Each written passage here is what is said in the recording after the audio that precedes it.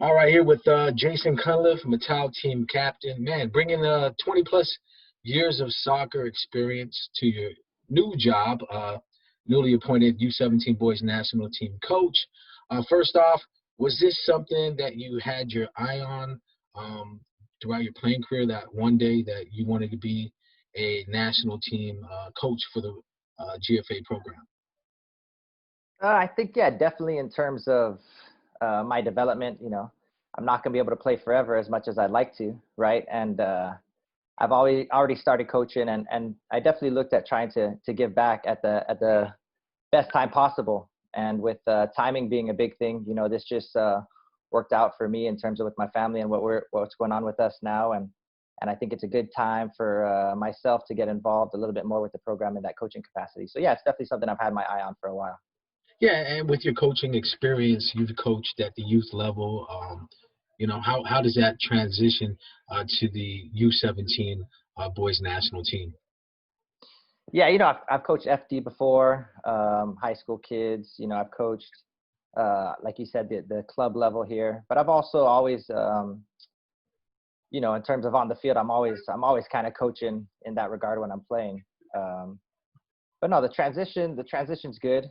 Uh, the kids are hungry to learn. You see it, they're out there, they're giving their all. So that makes it easy, right? For me, I just gotta make sure that I'm giving them the tools necessary, and the times that they potentially do lose focus or kind of fall off a little bit, I'm there to pick them up and just give them that little extra bit of guidance. Yeah, with all that time off, how do they look in that first practice? Being away from the game for so long. The reality is, like, we're still limited at what we're able to do. So things are obviously very individualistic, and we're just doing a lot of technique stuff. So to be fair to most of the kids, a lot of them had been touching the ball on their own in the off time. So in that regard, they look still pretty sharp. Uh, you know, so we'll continue to work on that in the meantime until we can hopefully open up and get some real trainings in where we can get into the nuts and bolts of the game. And being the Mental team captain and playing at elite level for so long, what are some of the things that you were trying to instill into these young athletes as you take over for the head coaching job? Yeah, like you said, just with my experiences, just trying to see where they are right now in their development, the best step forward for them all as a group. They're kind of transitioning from playing more of an individualistic style into now a more team game where there's a lot more tactics involved. So I'm just trying to get them prepared for that. And I think we really have a good group. The kids that I'm working with are really talented.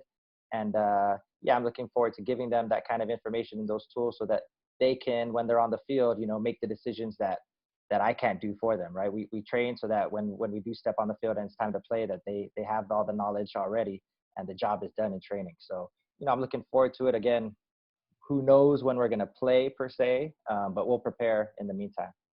And there's about 40 to 40 plus athletes right now at the practice sessions. And are you looking at, down the road, what's the roster like that? How many kids you're going to be keeping? Yeah, I mean, in terms of a national pool, that's actually a great number for us right now. Of course, as we get closer, it's going to become more and more competitive, and the kids know that. So there'll definitely be, some cuts to some degree, but we're looking to bring everyone with us in terms of raising their ability so that they can push each other. So when that time does come, for us to maybe drop the roster to something like 24, 25, everyone's equal footing vying for a spot and really pushing each other to get the best out of each other. And especially at this age group, the U17 level, it's really competitive. You have teams that this is their national program. These are the guys that are next in line to take over for um, you know different nations and national teams. So with that in mind, I mean, wins at this level can be hard to come by, and it's going to be a learning process for some of these players to stick with it, when things aren't going well and the 100%. success doesn't come overnight. How do you keep them focused and locked in? Yeah, that's a good point, Double D. That's part of it, especially being from Guam. We've always historically found ourselves more so on the losing end, and that can take its toll on your mentality, especially a young kid coming up, not sure how to handle that kind of adversity. But we want those kids to really embrace that, embrace that adversity, right? Be comfortable in those positions where maybe you were put into a place where you're a little uncomfortable. You're uncomfortable losing. You're uncomfortable with that feeling of being defeated by a team, and that's how we grow. So this is a perfect opportunity for them to get in those matches and put themselves in those situations and really grow from it. But this group of kids, I told them already. I said, you guys have the most potential of any group that's come before you, and that's just the truth. They're very good, and again, with my help, I think we can really do some big things on the international stage. But as always, we got to remain humble and work hard, and that's what we're going to continue to do. And I think of letting them understand that there has to be some sacrifice and some balance in their everyday life in order to be at that elite level, because this is where it really starts, because um, all eyes on them and a lot of investment coming from the GFA side. Yeah, 100%. And I talk to these kids about it all the time. It said, at the end of the day, what do you guys want to achieve? You guys are the ones that saying you want to play professionally or you want to play collegiately and play at the highest level possible. As you said, that's going to take a lot of sacrifice. You're not going to be able to do the things that some of your other classmates or your other friends are doing on the daily.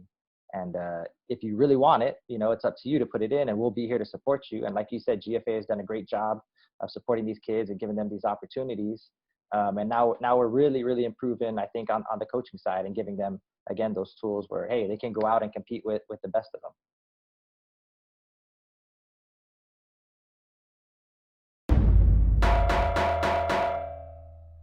In the press release sent out by the GFA, you talked specifically about your upbringing and how the coaches had a big impact in your growth as a soccer player. And do you see that within yourself, giving back to them and kind of like letting them understand where you came from and where you want to see them in the near future? Yeah, 100%. I actually I've trained a group of them. We've gone off island a few times, and we actually train right now, just a small group of us, and over at Season. And the field's not been cut, or it's not perfect, but we get to train. So the other day I took my lawnmower down and I cut the grass for the kids just so we had a little bit better playing facility. And I remember my dad doing that for us, and Carl Wegner, they used to line the fields and stuff. So no, it definitely took me back to my younger days, putting it in, and it made me happy to say that I can, try and give back the way that my dad and the other gentleman gave back all those years ago. So yeah, it's definitely nice. It is coming full circle, and the whole idea, right, is to get them to a point where they're surpassing myself. The Ian Marianos, the Marcus Lopez's, the AJ De La Garzas.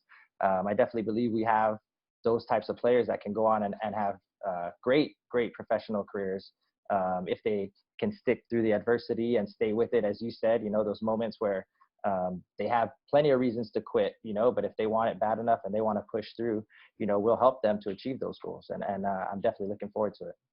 And another great thing that the GFA has done is they always keep the coaches up to date with certifications, whether it be off island. I mean, also reading about the places you've been to get your certifications. And as a coach, how important is that to you to have that in your resume, so these kids understand that it's more than just showing up to practice and trying to coach what you want done as far as your program, but it's showing them that you have put in the time and effort into what you want to do as a coach to lead these players.